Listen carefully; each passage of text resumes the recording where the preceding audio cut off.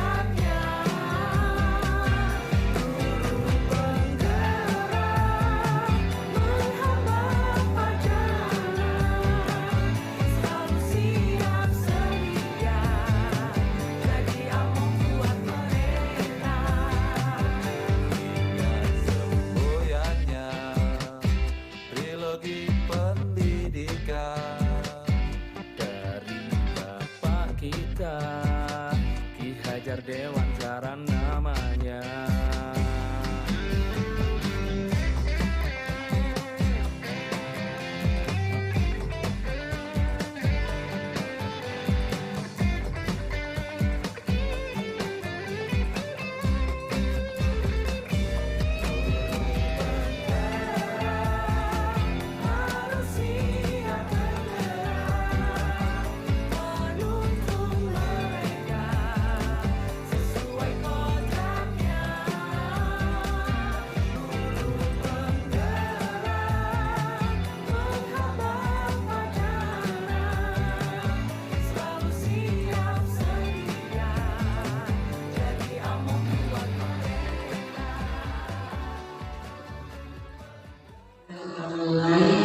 Mohon supaya untuk menghentikan kegiatan sebentar.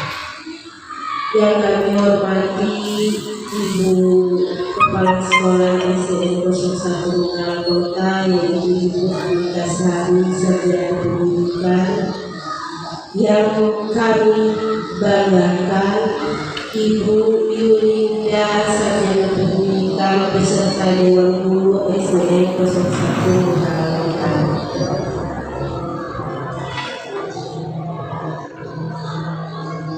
Terimalah salam dari saya. Assalamualaikum warahmatullahi wabarakatuh.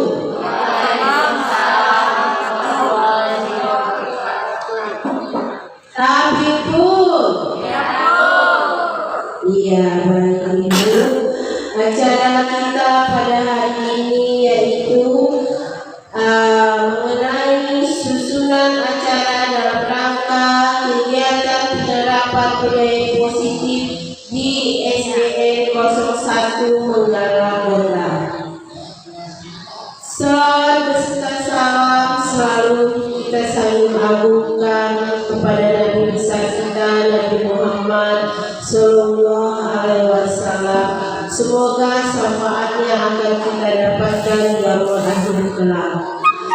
Bapak dan Ibu guru sekalian, alhamdulillah puji syukur kita ucapkan pada kesempatan siang hari ini kita dapat berkumpul bersama-sama dalam kegiatan disiplin penerapan budaya positif SDN 01 Mengarong Kota.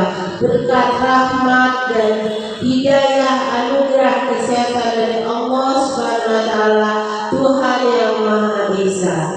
Acara pertama yaitu pembukaan. Marilah kita buka kegiatan kita hari ini dengan mengucapkan bersama-sama lafaz basmalah. Bismillahirrahmanirrahim. Dan selanjutnya acara kedua, dimohon kepada Bapak Ibu guru untuk dapat bersedia berdiri. Kita akan menyanyikan lagu Indonesia Raya. Dimohon kepada sekali lagi pada Bapak Ibu untuk dapat berdiri sejenak.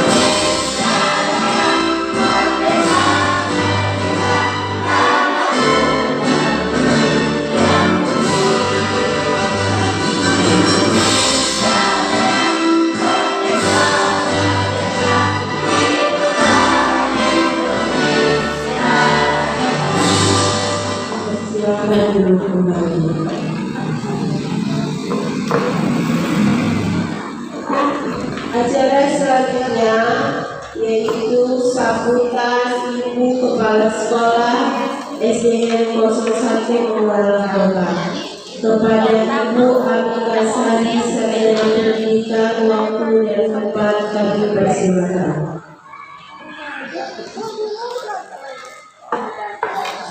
Bismillahirrahmanirrahim.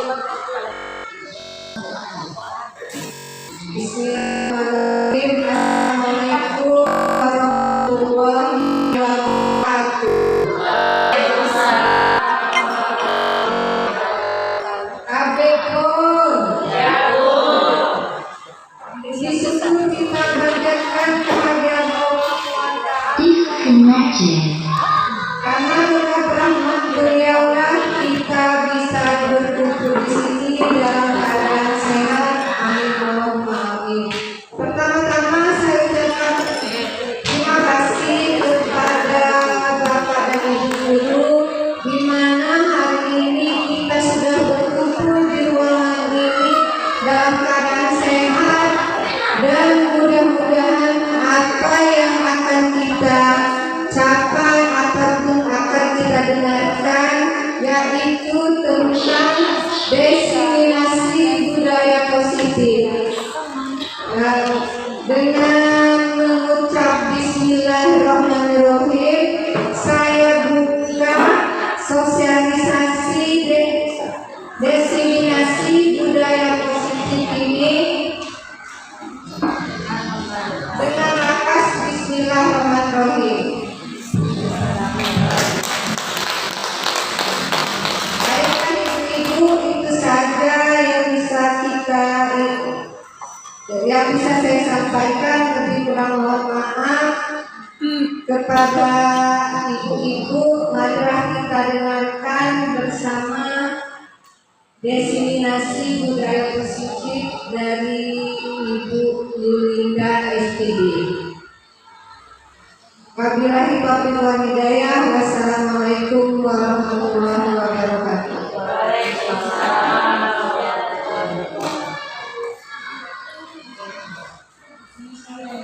Waalaikumsalam warahmatullahi wabarakatuh. Acara selanjutnya yaitu acara inti kita, penyampaian materi mengenai budaya positif di SDN 01 Buleleng Kota.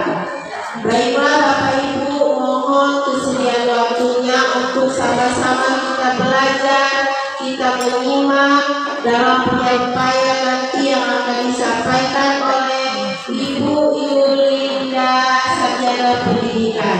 Kepada Ibu Yulinda, Sarjana Pendidikan, waktu dan tempat saya persilakan. Kamu udah detek. Sebelum saya mulai, saya akan berkata daun kates, daun kartu. Assalamualaikum warahmatullahi wabarakatuh.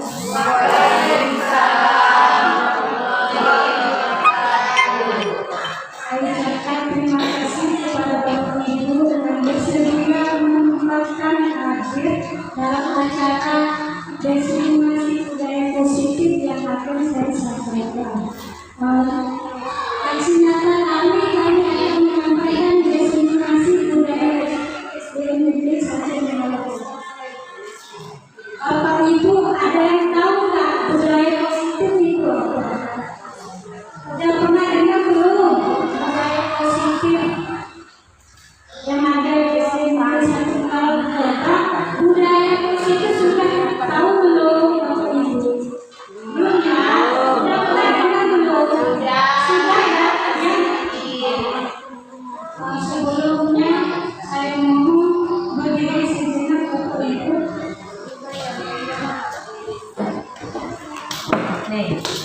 Ayo sepanjang kanan kepada teman sampingnya.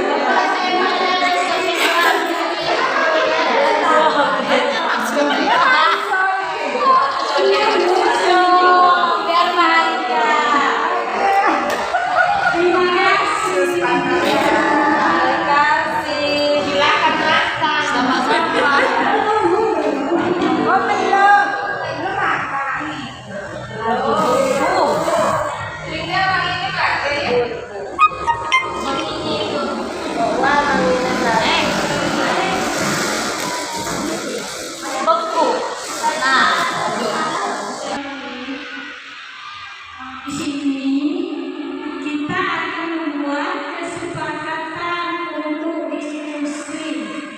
Di sini sudah saya kasih contoh forum diseminasinya. Yang pertama, menghargai siapapun yang menjadi pendengar yang baik. Maksudnya di sini menghargai siapapun yang memberikan pendapat. Selain itu apa lagi? Oh iya, tidak boleh keluar masuk pada saat acara dimulai. Iya. Oh iya benar, tidak boleh memainkan handphone pada saat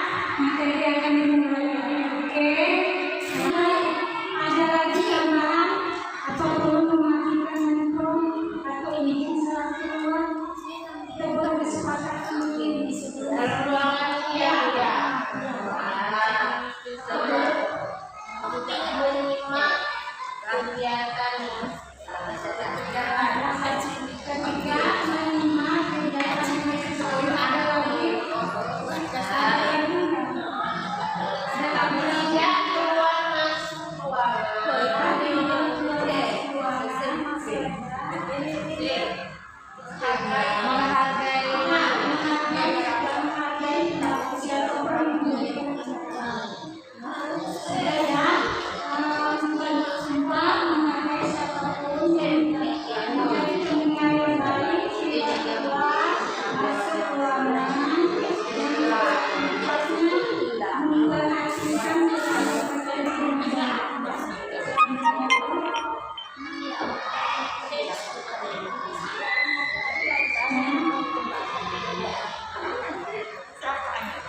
budaya positif. Di sini saya akan menjelaskan definisi budaya positif di SD Negeri 1 Balikpapan. Apa itu budaya positif? Budaya positif itu dapat dijalankan dengan penerapan konsep-konsep inti seperti saya mau tanya, ada yang tahu nggak disiplin positif itu apa? Disiplin positif contohnya, ada yang kasih tahu contohnya disiplin positif. Contohnya kita terus apa lagi? Ada positifnya memberikan arahan yang baik, contoh yang baik kepada diri kita. mengikuti kata Ya, mengikuti kata tersebut. Itu yang namanya disiplin. Iya jika Di sini seorang guru yang baik harus memiliki kemampuan dalam mewujudkan budaya positif di sekolah. Budaya positif tersebut dapat dijalankan dengan menerapkan konsep-konsep inti seperti yang pertama, disiplin positif motivasi, yang kedua, perilaku manusia, yang ketiga yaitu membuat keyakinan kelas atau keyakinan sekolah, yang keempat, kebutuhan dasar manusia, yang kelima, posisi kontrol restitusi, dan yang keenam, segitiga restitusi. Dari 6 ini akan kita jabarkan satu-satu ya Bapak Ibu. Disiplin positif, ada yang tahu nggak disiplin positifnya apa? Oh belum, ini ada disiplin positifnya dan merupakan suatu cara penerapan disiplin yang mengajarkan anak untuk bertanggung jawab dan menunjukkan kesadaran diri berdasarkan nilai-nilai kebajikan. Artinya, disiplin positif ini adalah penerapan dan kita sebagai guru mengajak anak itu untuk bertanggung jawab. Di sini kita melakukan misalnya seperti melakukan P5 ya, melakukan P5. Kita akan melihat apakah anak itu mampu bertanggung jawab atau tidak dalam melaksanakan P5. Bertanggung jawab dalam hal apa? Dalam hal penyampaian melihat mereka mengerjakan tugas yang kita berikan, dalam hal mereka bisa tidak menyelesaikan masalah yang ada, misalnya membuat suatu karya, ya. Disiplin positif itu kesadaran diri berdasarkan nilai-nilai kebajikan. Selain itu juga disiplin positif lebih ke arah yang dapat mengontrol diri dalam melakukan segala tindakan. Di sini mengontrol diri dalam melakukan segala tindakan itu tadi yang saya bilang. Apakah anak ini mampu atau tidak berkolaborasi pada saat kita melaksanakan kelima dengan teman-teman sejawatnya? Mampu tidak dia mengikuti arahan kita, berkolaborasi dengan teman-temannya, begitu yang melakukan segala tindakan. Disiplin diri dapat membuat murid memahami dan menyadari berdasarkan motivasi internal, bukan akibat paksaan,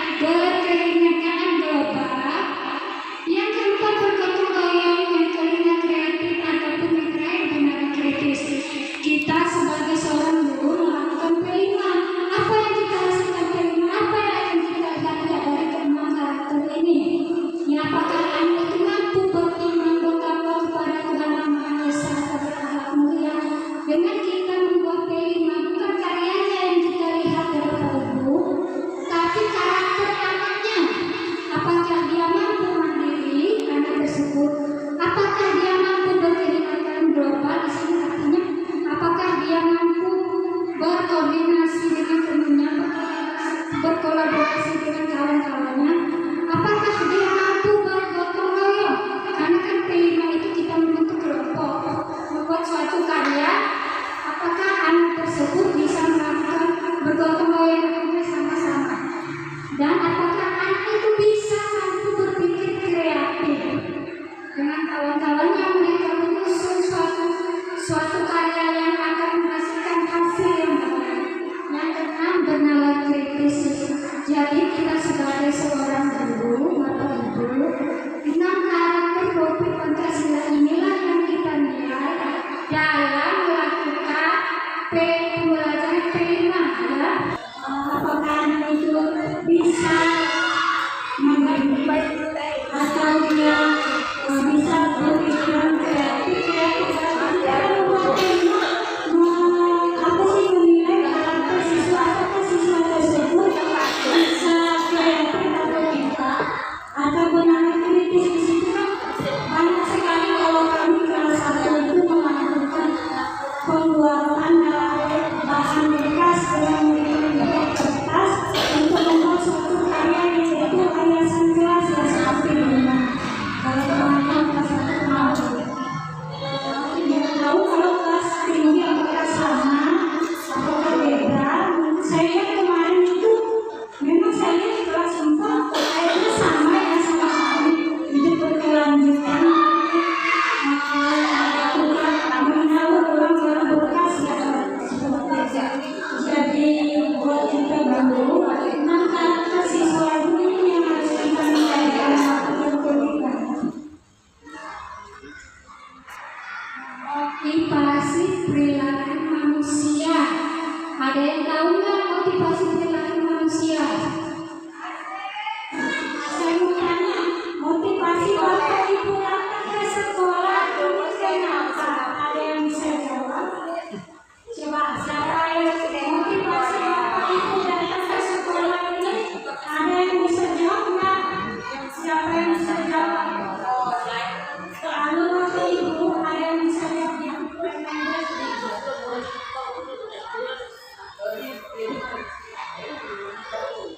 Pertama,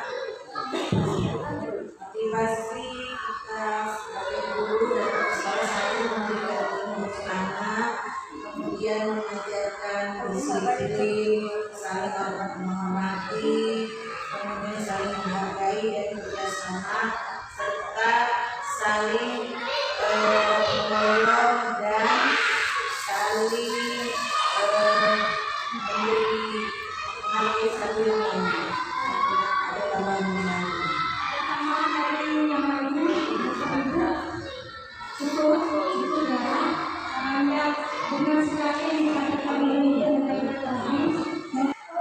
Coba nanti kita lihat ya, benar sekali ya Bu, motivasi. Ada 3 motivasi perilaku manusia. Yang pertama, untuk menghindari ketidaknyamanan atau hukuman. Misalnya Bapak Ibu datang ke sekolah supaya dapat predikat guru yang disiplin. Apakah seperti itu? Tidak ya, tidak. Yang kedua, untuk mendapatkan imbalan atau penghargaan dari orang lain. Jadi 2 hal yang pertama dan kedua itu adalah faktor eksternal, sedangkan yang ketiga adalah faktor internal dari dalam diri kita sendiri. Dan seperti yang saya katakan tadi, kita adalah seorang tenaga pendidikan atau seorang guru yang akan dicontoh oleh murid-murid kita. Apabila gurunya datang ketika murid akan juga memiliki kita. Apabila gurunya berkata baik, maka murid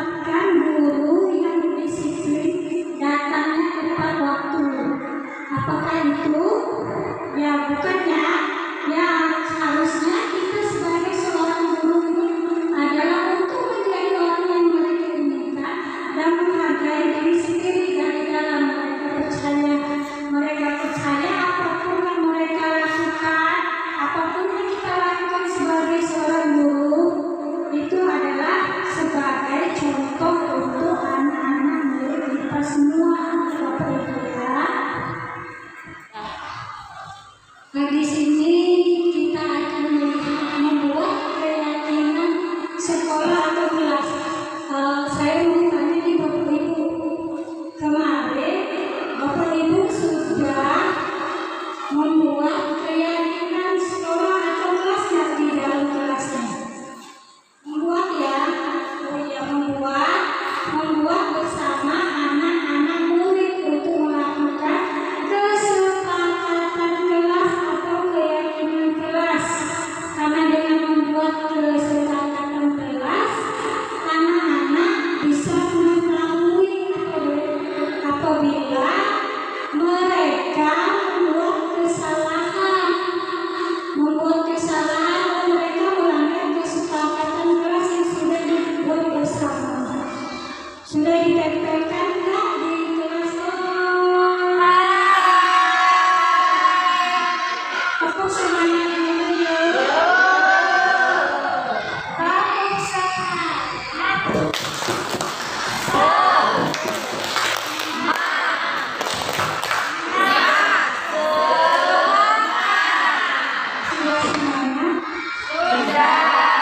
Saya mau tanya, apakah di kelas Bapak Ibu telah membentuk keyakinan kelas?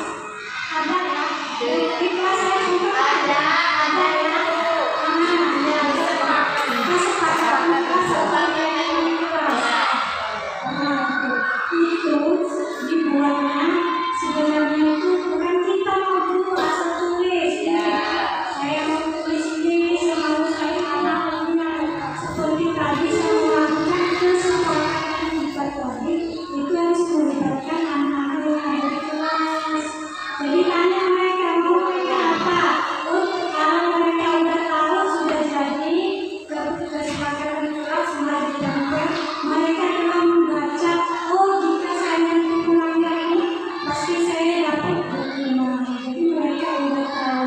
Setelah kita buat kesepakatan bersama, kemudian kita print atau kita tempel di kelas biar siswa-siswa kita itu bisa tahu kesepakatan kelasnya ya. Setiap kelas saya harap jangan beli ya Bapak Ibu, ada loh yang beli sengaja.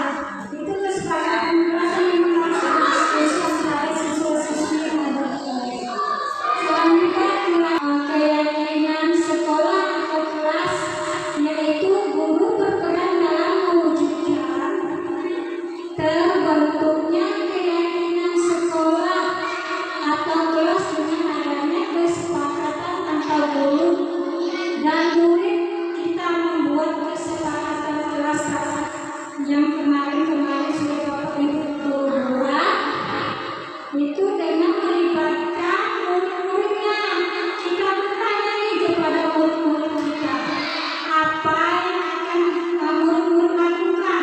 Kita membuat contohnya, misalnya membuat kesepakatan kelas tidak boleh makan di dalam kelas pada saat jam pelajaran. Yang pertama. Kemudian yang kedua apa? Kita tanyakan. Yang benar, tidak boleh tidur di dalam kelas pada saat jam pelajaran. Ya. Kemudian selanjutnya itu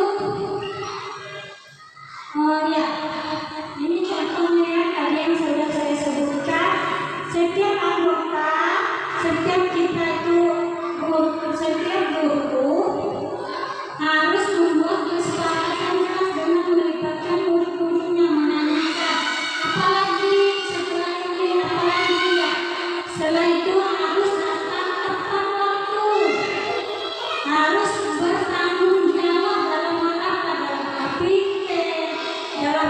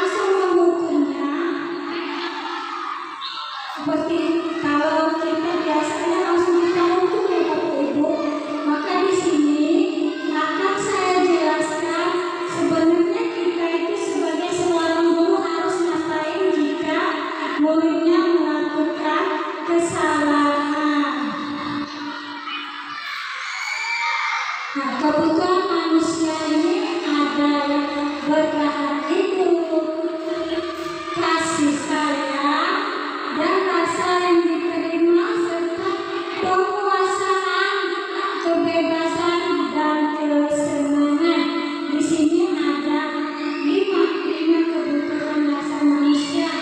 Saya ulangi lagi, yang pertama bertahan hidup, kedua memerlukan kasih sayang, yang ketiga memerlukan rasa yang diterima, yang keempat penguasaan, yang kelima kebebasan, yang terakhir kesenangan. Artinya bertahan hidup ini, apakah manusia itu bisa bertahan hidup? Dengan apa?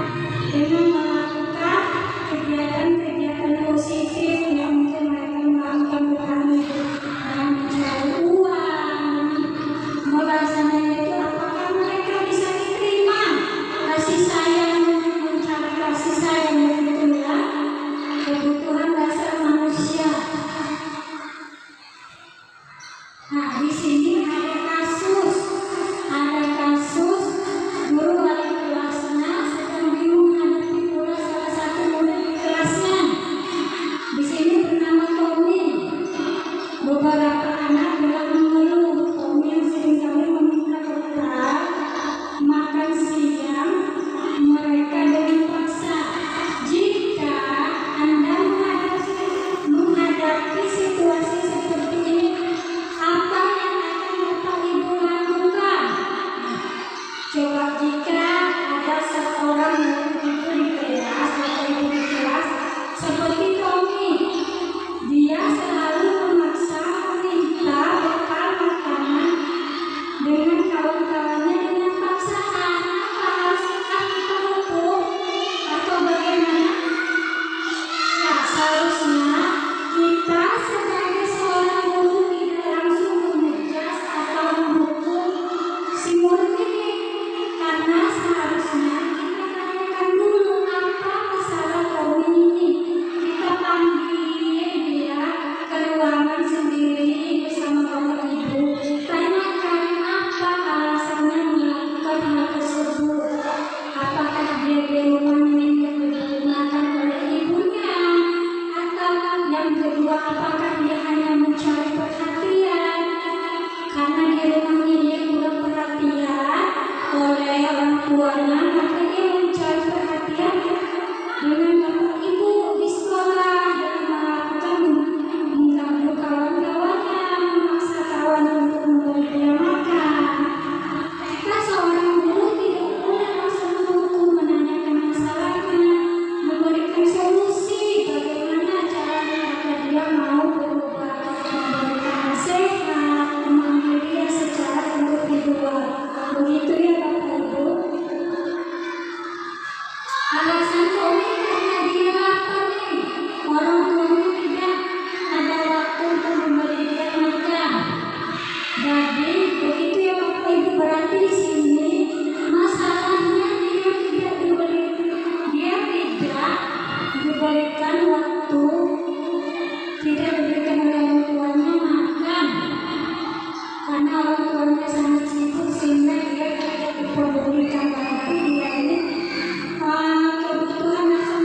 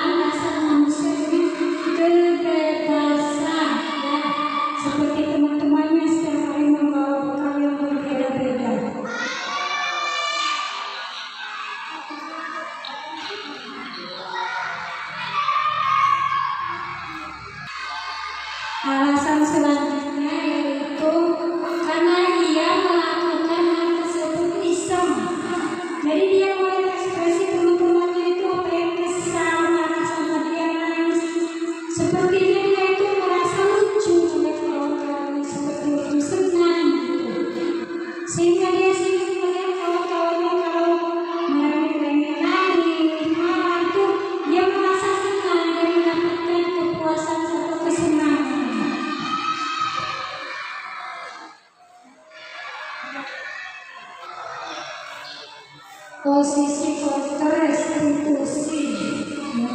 Bapak Ibu udah pernah dengar belum posisi kontrarestitusi? Ya di sini ada saya jelaskan apa itu posisi kontrarestitusi. Ada 5 posisi kontrarestitusi. Yang pertama, guru sebagai pembutuh. Yang kedua, guru sebagai pemulang rasa bersalah. Yang ketiga, guru sebagai teman. Atau yang keempat, guru sebagai pemantau. Dan yang terakhir, guru sebagai ajar. Dari 5 posisi kontrarestitusi, kita seharusnya sebagai seorang guru harus menjadi manajer. Yang pertama, guru. Karena sebagai manajer itu kita harus menyelesaikan seperti tadi yang saya bilang. Jika anak itu ada masalah, kita panggil, kita harus tahu permasalahannya apa dulu, kemudian baru kita kasih solusi. Ya, manajer artinya bisa menyelesaikan masalah. Bisa juga sebagai teman, artinya kita ayomi anak itu kita ajak berbicara, seperti kita mengajak teman kita dengan kata bahasa kita sendiri dan benar. Lama-kelamaan hatinya akan luluh dan mengikuti apa yang kita.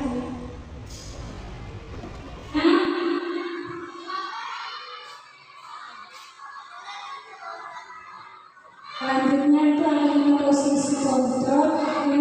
Yang pertama penghukum, yaitu penghukum menghadir, menunjuk-nunjuk atau menyakiti atau menyindir.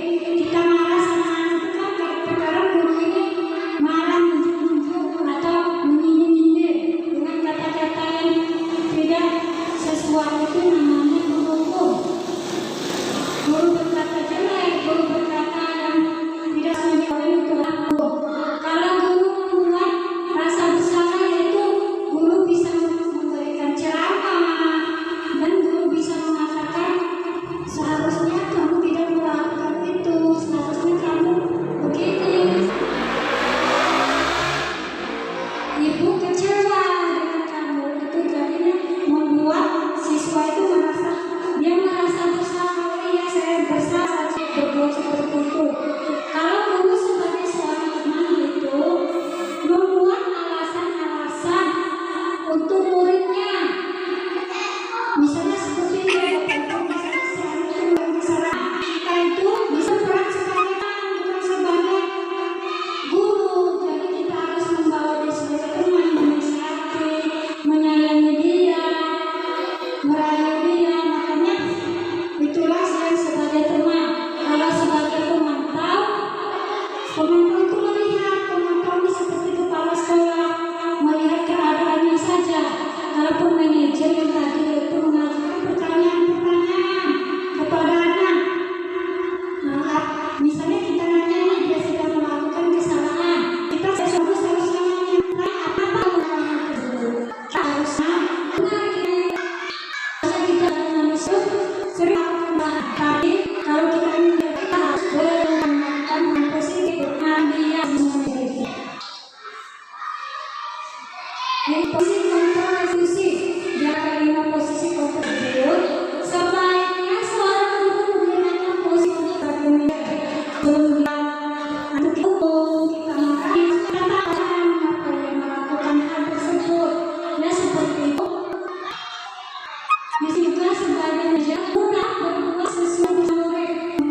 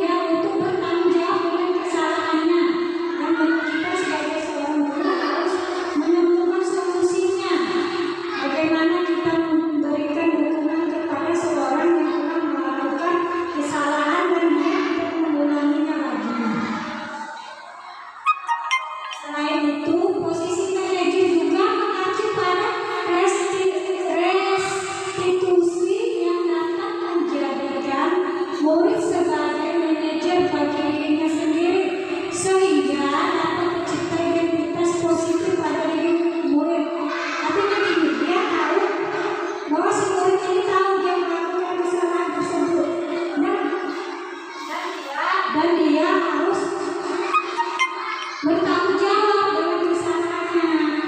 Kita memberikan dia, kamu salah, kamu tidak boleh melakukan hal tersebut, dan kamu harus memperbaiki kesalahan kamu.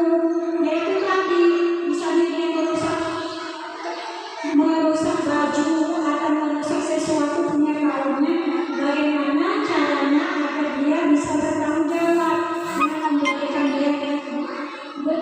memberikan dia dulu membawa pulang, memperbaikinya atau menggantikannya agar dia tidak melakukan hal tersebut lagi, agar dia tidak melakukan hal yang sama. Nah, segitiga restitusi di sini Bapak Ibu udah pernah dengar belum? Segitiga restitusi itu apa? Ya, mari kita jelaskan dulu. Tahapan dalam segitiga restitusi ada 3. Yang pertama, menstabilitaskan identitas. Yang kedua, validasi tindakan yang salah. Yang ketiga atau terakhir, menanyakan keyakinan. Apa itu tahapannya? Mari kita jelaskan lagi. Ya.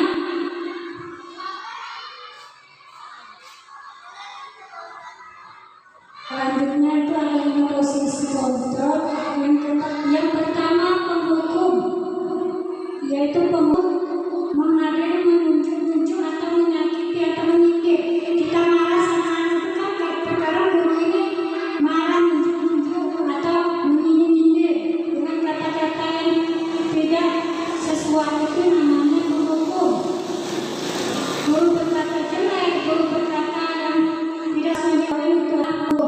Kalau guru sini tadi itu, jika ada anak yang terlambat datang ke sekolah, kemudian kita panggil, kita ajak berbicara sendiri dengan dia di dalam ruangan atau di kantor, kita menanyakan, menstabilkan identitas. Tahu Pak, nah, apa yang terjadi? Kenapa kamu dipanggil dari sini?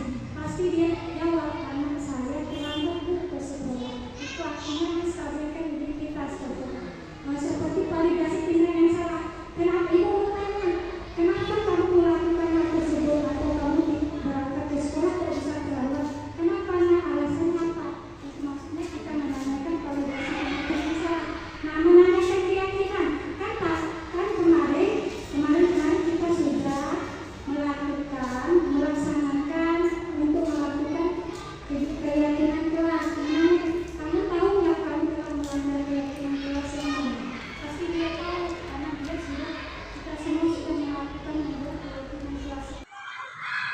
Menstabilkan identitas dilakukan berdasarkan prinsip bahwa membuat kesalahan adalah bagian dari proses pembelajaran yang nantinya akan menggeser identitas gagal ke arah identitas yang sukses.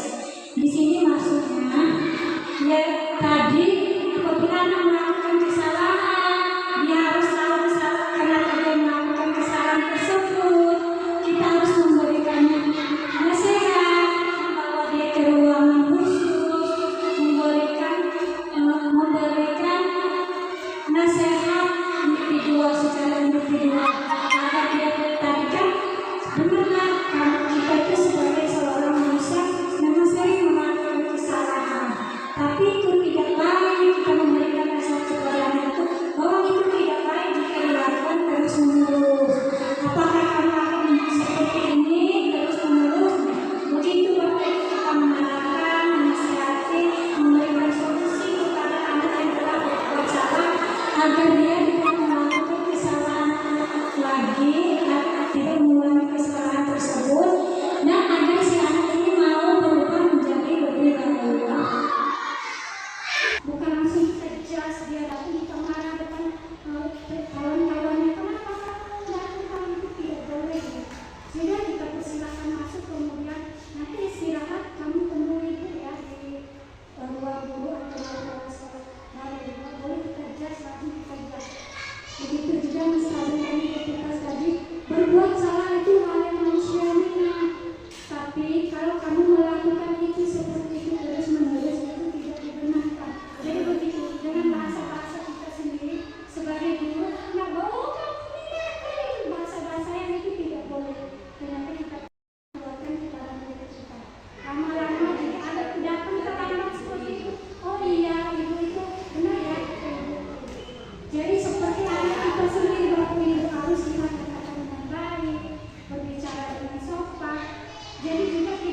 kita sebagai guru marah-marah, mengeluarkan bahasa-bahasa lainnya. Itu ini yang nggak boleh lah sekarang. Ini contohnya bisa saya jelaskan di identitas, yaitu berbuat salah itu hal yang manusiawi. Tidak ada manusia yang sempurna. Begitu kita pasti bisa menyelesaikan permasalahan ini. Tidak tertarik untuk menciptakan seperti saya. Kenapa orang itu siapa yang saya katakan mereka bertengkar, kita menyudutkannya itu tidak boleh, Ibu. Menanyakan dulu apa dan kenapa penyebabnya. Validasi tindakan yang salah dilakukan berdasarkan prinsip bahwa setiap perilaku berupaya memenuhi suatu kebutuhan tertentu, sehingga guru atau orang tua akan menggeser dari pemikiran stimulasi respon menjadi proaktif, serta akan lebih mengenali dan mengakui kebutuhan murid atau tidak. Validasi tindakan yang salah yaitu kamu pasti punya alasan mengapa melakukannya. Apa yang penting bagi kamu sehingga melakukan kesalahan? Kamu pasti punya alasan melakukan hal tersebut. Apa alasannya? Kita sebagai seorang guru harus mendengarkan dulu apa alasan anak tersebut melakukan hal yang dia lakukan tersebut mengganggu kawannya misalnya. Apa yang penting bagi kamu, gitu ya? Kamu boleh tetap berusaha menjadi sikap itu, tapi sikap yang lain, gitu ya. Jangan seperti itu lagi. Artinya di sini kita menasihati kita sebagai seorang guru.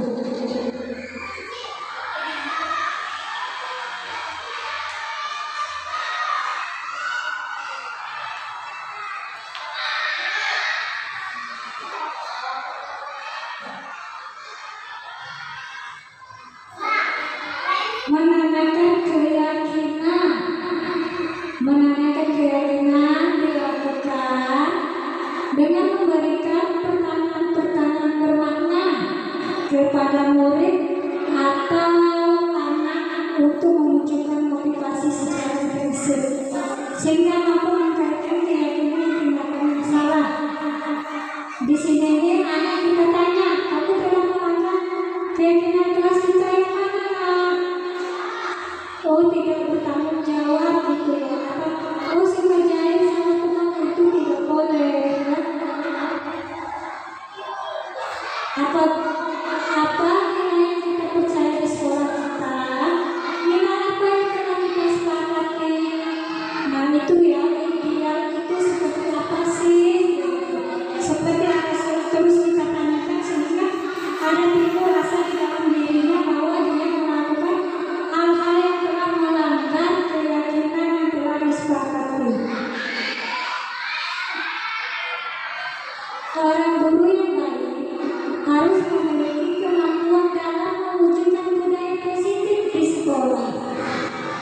Budaya positif tersebut dapat dijalankan dengan menerapkan konsep-konsep seperti disiplin, positif motivasi, perilaku manusia, keyakinan jelas, kebutuhan dasar manusia, posisi kontrol restitusi, dan yang terakhir segitiga restitusi. Terima kasih Bapak Ibu, semoga ilmu yang saya sampaikan semoga destinasi aksi nyata positif budaya positif ini bisa bermanfaat bagi kita semua, khususnya untuk sekolah dan untuk kelas nanti. Terima kasih saya ucapkan. Wassalamualaikum warahmatullahi wabarakatuh. Ini contohnya bisa saya